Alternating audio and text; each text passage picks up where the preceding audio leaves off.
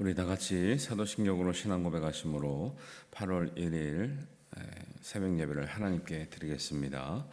나는 전능하신 아버지 하나님 천지의 창조주를 믿습니다. 나는 그의 유일하신 아들 우리 주 예수 그리스도를 믿습니다. 그는 성령으로 잉태되어 동정녀 마리아에게서 나시고 본디오 빌라도에게 고난을 받아 십자가에 못 박혀 죽으시고 장사된 지 사흘 만에 죽은 자 가운데서 다시 살아나셨으며 하늘에 오르시어 전능하신 아버지 하나님 우편에 앉아 계시다가 거기로부터 살아있는 자와 죽은 자를 심판하러 오십니다. 나는 성령을 믿으며 거룩한 공교회와 성도의 교제와 죄를 용서받는 것과 몸의 부활과 영생을 믿습니다. 아멘.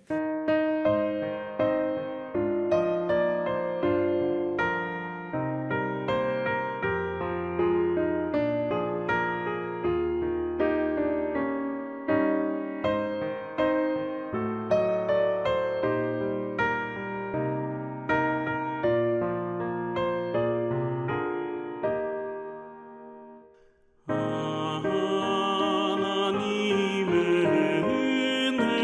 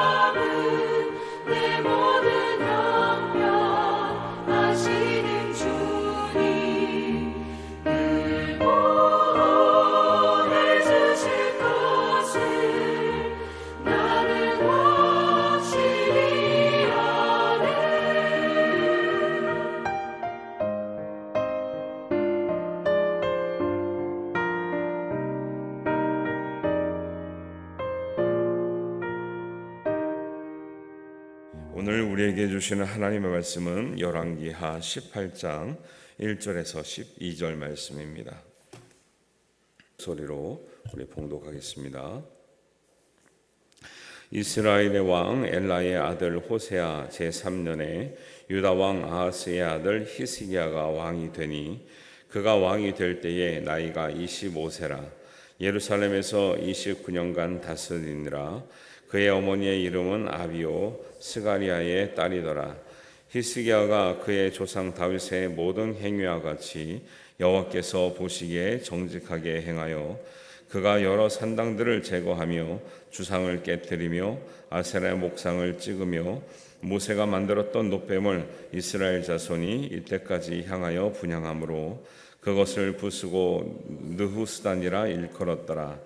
히스기야가 이스라엘 하나님 여호와를 의지하였는데 그의 전후 유다 여러 왕 중에 그러한 자가 없었으니 곧 그가 여호와께 연합하여 그에게서 떠나지 아니하고 여호와께서 모세에게 명령하신 계명을 지켰더라. 여호와께서 그와 함께 하심에 그가 어디로 가든지 형통하였더라. 저가 아수르 왕을 배반하고 섬기지 아니하였고 그가 블레셋 사람들을 쳐서 가사와 그 사방에 이르고 망대에서부터 견고한 성까지 이르렀더라. 히스기야 왕 제4년 곧 이스라엘의 왕 엘라의 아들 호세아 제7년에 아수르의 왕 살마네셀이 사마리아로 올라와서 애워쌌더라. 3년 후에 그 성읍이 함락되니 곧 히스기야 왕의 제6년이요 이스라엘 왕 호세아의 제9년에 사마리아가 함락되매 아수르 왕이 이스라엘을 사로잡아 아수르에 이르러 고산 강가에 있는 할라와 하볼과 메대 사람의 여러 성읍에 두었으니 이는 그들이 하나님 여호와의 말씀을 듣지 아니하고 그의 언약과 여호와의 종 모세가 명령한 모든 것을 따르지 아니하였음이더라. 아멘. 네, 새벽에 하나님과 함께 동행하시는 여러분들에게 주님의 크신 은혜가 함께 하시기를 주님의 이름으로 축복합니다. 북이스라엘이 하나님을 경외하지 않고 우상과 세속적인 문화로 계속 빠져들고 있잖아요. 그래서 결국은 이제 3년 뒤에 사마리아가 함락되고 아수르에 대해서 이제 무너지는 장면을 보는데 이제 상대적으로 남유다도 사실은 북이스라엘은 한 19대 왕 중에 한 번도 선한 왕이 하나님 앞에 보시기에 정직한 왕이 없었다고 나와요. 그러니까 그 망하는 속도가 엄청나게 빨리 다가오거든요. 근데 남유다도 아주 잘한 것은 아니지만 가끔씩 중간중간에 하나님 보시기에 정직한 왕들이 있어요. 그 왕들 때문에 남유다의 운명은 이어지고 때로는 형통이 되고 돌이켜지고 회복이 되고 받지 못했던 하나님의 은혜를 받게 되는 거예요. 이게 굉장히 중요한 차이가 있습니다. 우리도 세상이 이렇게 악해진데 나 혼자 잘 살아서 뭐하나, 나 혼자 믿음 있게 살아서 뭐하나, 나 혼자 교회 다녀서 뭐하나 이렇게 생각을 하잖아요. 근데 하나님의 역사는 많은 사람들이 악한 길로 가고 세상이 죄가 간영할지라도 하나님 앞에 겸손하게 기도하며 무릎 꿇고 선하게 살려고 하는 그 소수의 항상 거룩한 소수 때문에 이 역사가 유지되고 이어져 가고 있다는 거예요. 노아 시대를 보세요. 사람들이 선하게 산 사람이 있었나요? 얼마나 세상이 악했으면 하나님이 세상을 물로 심판하고 결국 구원받은 사람은 8명인데 하나님은 그 중에 8명이 또 다 엄청나게 믿음이 좋은 사람들이 아니거든요. 노아 한 사람의 믿음으로 겨우 8명만 구원을 받는데 그 8사람의 믿음 때문에 이 멸망당할 세상에서 하나님의 뜻이 가느다랗게 이어지는 거죠. 근데 그 이어지는 것도 연약했지만 하나님은 그 연약함을 통해서 역사를 이어가고 있다는 거예요. 우리도 기도하는 게 연약해요. 우리가 얼마나 대단해서 무슨 한국 교회를 책임질 것도 아니고 세계 교회를 선교를 우리가 다 할 것도 아니거든요. 그런데 이렇게 새벽마다 꺼지지 않는 연약한 곧 꺼질 것 같지만 꺼지지 않는 등불 때문에, 기도의 등불 때문에 하나님은 거룩한 역사를 오늘도 이어가고 있는 줄 믿습니다. 그래서 세상이 아무리 이렇다 저렇다 해도 거룩한 이 소수가 하나님께 깨어 있고 기도하고 말씀으로 살아내려고 하고 교회를 지키려고 하고 선교하려고 하고 믿음을 전하고 복음을 전하는 이런 모습들이 하나님 앞에 이 역사를 이어갈 수 있는 하나님의 은혜의 통로가 될 줄로 믿습니다. 그런 은혜가 이 남유다를 통해서 이렇게 이어지고 있다는 것을 볼 수가 있죠. 그래서 3절에 보면 히스기야가 그의 조상 다윗의 모든 행위와 같이 여호와께서 보시기에 정직하게 행했다 그래요. 사실은 이런 왕이 자주 나오지 않았어요. 어쩌다 그 남유다는 이런 왕들이 가끔씩 나와요. 그러니까 남유다는 망할 것 같은데 안 망하고 유지가 돼요. 근데 이제 끝에 보시면 3년 뒤에 북이스라엘은 망했다 나오거든요. 이런 차이를 가지고 있어요. 그래서 이제 이런 히스기야 왕이 하나님 보시기에 잘했다고 하는 몇 가지 중에 굉장히 정말 뭐랄까요?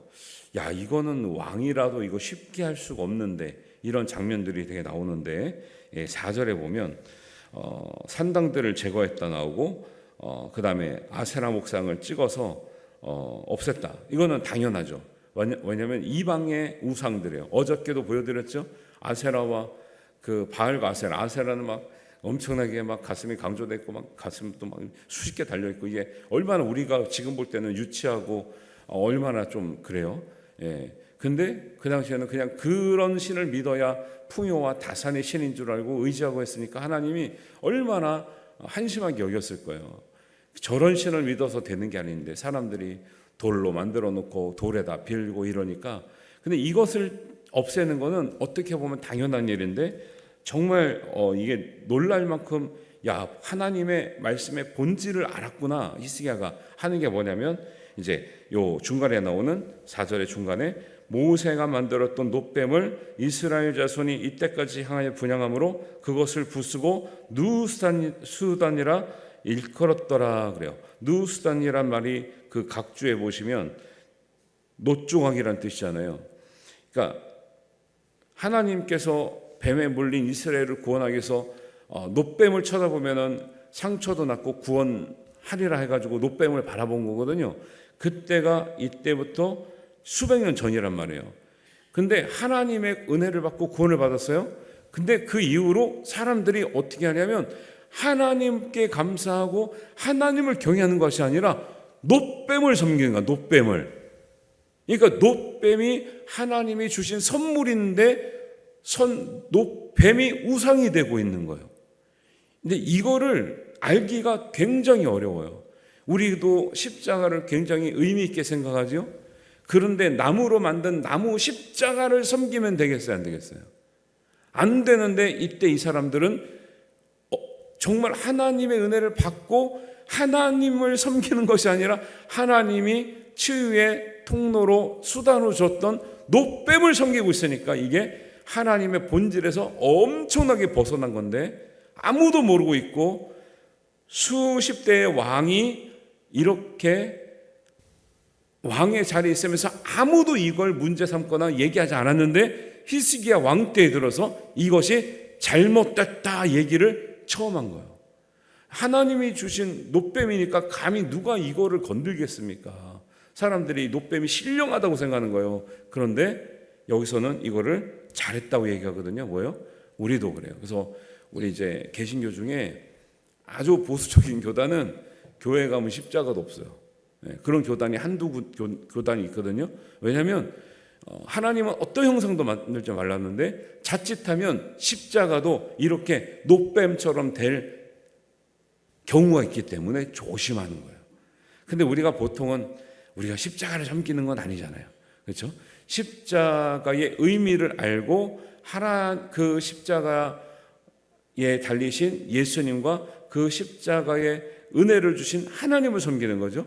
근데 이때는 어쨌든지 무지하여서 하나님의 치유의 통로로 수단으로 보여주신 놋뱀을 여태까지 놋뱀을 세워놓고 분향하고 있으니까 이것을 바로잡기 위해서 이제 이 히스기야를 통해서 그 놋뱀을 어떤 이제 어떤 상징물, 하나님의 은혜의 상징물이었던 것을 이게 본질이 아니라 놋뱀을 주신 하나님을 바라봐야 된다 생각하고 이 놋뱀을 아예 이제 없앴다. 그러면서 그냥 놋조각이라 일컬었더라. 이것은 하나님이 아니고 놋조각이야 이런 거죠.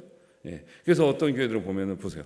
여기 우리 십자가가 달려 있는 건 아니지만 십자가가 어떻게 어느 날 이렇게 막 쿵 떨어졌어. 그러면 이제 어떻게 불길합니까? 불길하다 생각하시면 안 되는 거예요. 못이 흔들렸구나. 뭔가 이렇게 해야지. 사람들이 옛날 보면 이게 다 이제 무속에서 나오는 개념이거든요. 뭐가 깨진다, 뭐가 하면은 야 불길하다. 아니 그럴 수도 있지만 교회 개념으로는 그렇게 보면 안 되는 거죠. 그러니까 이 놋뱀을 모세가 만들었던 놋뱀을 놋조각처럼 만들었다는 건 엄청나게 대단한 거예요.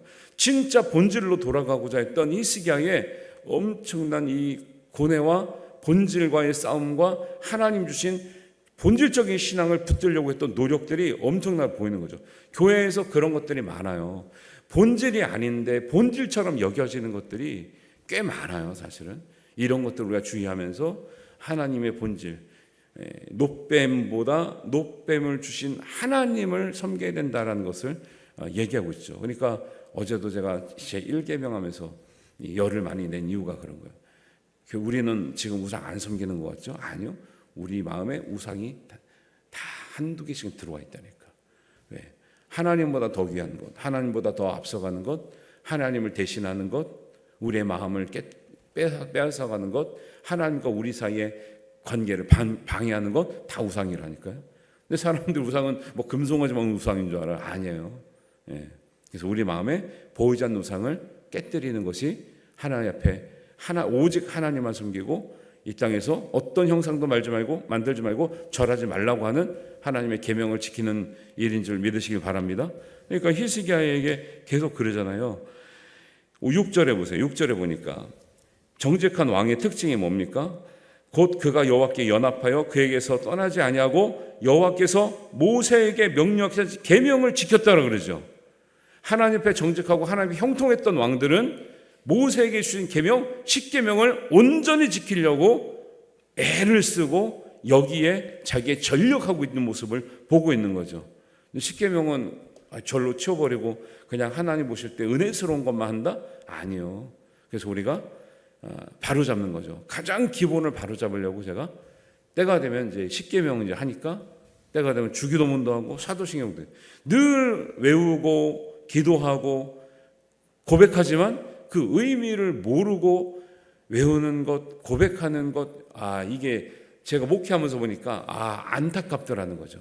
그래서 그 한마디 한마디의 의미를 알고 고백하고 기도하면 정말 가장 좋은 기도가 그런 기도 아니겠어요? 그래서 우리가 모일 때마다 뭐 시작하거나 마칠 때 그 기도를 하는 게 그건데 이게 잘못하면 그냥 요식행위야.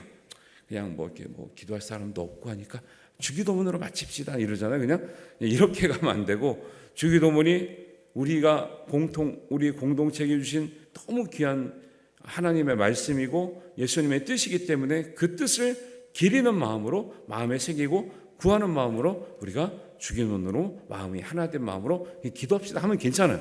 근데 주기도문 하십시다 뭐 이런 거죠. 있잖아요. 너무 가볍게 가는 거. 그 다음에 한마디 한마디 할 때도 제가 일부러 천천히 읽는 거예요. 나는 전능하신 하나님 아버지를 믿사오며 나는 전능하신 하나님 아버지를 믿사오며 난 빨리 가면 나는 이제 의미를 못 따라가겠던데 조금 천천히 읽는 거예요. 제가 일부러. 여러분이 이제 고백할 때 조금 그 의미를 새기면서 천천히 가야 되잖아요. 그래서 우리가 이런 것도 이제 호흡을 맞춰서 조금 천천히 내새기는 것도 있는 거죠.